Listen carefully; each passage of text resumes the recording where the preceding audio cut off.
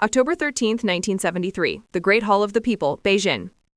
Canadian Prime Minister Pierre Trudeau faces Chinese Premier Zhou Enlai across a vast, polished table. The air is thick with the scent of green tea and geopolitical texte.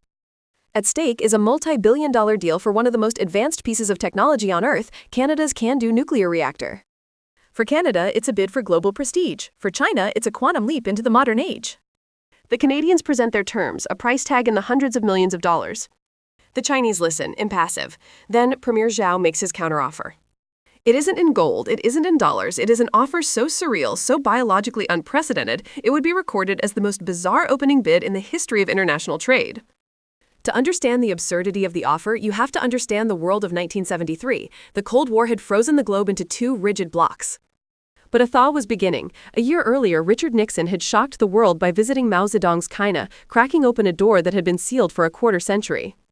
Pierre Trudeau, a charismatic and fiercely independent leader, wanted to push that door wide open. He had led Canada to formally recognize the People's Republic in 1970, years before the United States. Now he was in Beijing to cash in, not just on diplomacy, but on technology. His prize offering was the CANDU reactor, a marvel of Canadian engineering. Unlike American reactors, it ran on natural, unenriched uranium and used heavy water as a moderator, making it uniquely attractive to a nation outside the established nuclear fuel supply chain. It was Canada's moonshot, and selling one to China would cement the nation's status as a technological power independent of its American neighbor. The Chinese delegation, led by the shrewd and pragmatic Zhou Enlai, knew exactly what they needed. Emerging from the chaotic self-destruction of the Cultural Revolution, China was a giant awakening to a massive technological deficit. They needed power, electrical power, to fuel their modernization. The CANDU was a perfect solution. The problem wasn't desire, it was currency. In 1973, the People's Republic of China's foreign currency reserves were practically non-existent. They had a centrally planned, internally focused economy that simply didn't interface with the global financial system. They couldn't write a check. So in that vast, intimidating hall, Zhou Enlai explained China's situation. He acknowledged the reactor's value, and then he proposed to pay for it with pandas. This was not a joke. To the Canadian delegation, it was incomprehensible. They were engineers, trade ministers, and diplomats dealing in balance sheets and interest rates. They were being asked to value a nuclear reactor in units of an endangered bear. But from Zhou's perspective, it was a perfectly logical move. It was an act of what would become known as panda diplomacy. Pandas were China's most unique, most priceless, and most emotionally resonant asset. An offer of pandas was an offer of immense friendship and trust. It was also a brilliant piece of asymmetrical negotiation. How do you put a price on a national treasure? The Canadians were speechless. The negotiation had stalled on Chapter 1, Page 1. But the surrealism was just beginning. When it became clear that a Ursin for uranium swap was off the table, the Chinese negotiators pivoted. They offered what they did have, commodities. They proposed paying for the reactor with mountains of Chinese textiles.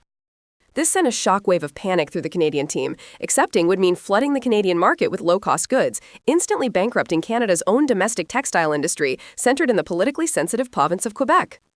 It was an economic and political impossibility. Then came another offer, crude oil from the newly developed Daqing oil fields.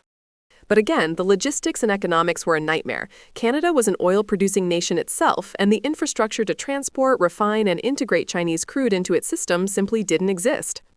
Each Chinese offer, logical from the perspective of a command economy rich in resources but poor in cash, was a non-starter for the market-based economy of Canada. The great negotiation for the CANDU reactor collapsed under the weight of two fundamentally incompatible economic systems. The deal was dead. In the end, no reactor was sold. No pandas were bartered for nuclear fission. But the trip wasn't a failure. Canada solidified massive grain sales to China, becoming a crucial food supplier. And as a gesture of goodwill, 2 years later, China gifted Canada 2 pandas, not as payment, but as friends. This bizarre negotiation was more than just a funny historical footnote. It was a perfect microcosm of the decades-long, often baffling economic encounter between China and the West. It revealed that trade is never just about the numbers on a spreadsheet. It's a collision of culture, history, political reality, and national pride. The offer to trade pandas for a nuclear reactor seems absurd, but it was a starkly honest signal from a nation determined to enter the modern world, willing to leverage the only currency it truly possessed, its own unique identity.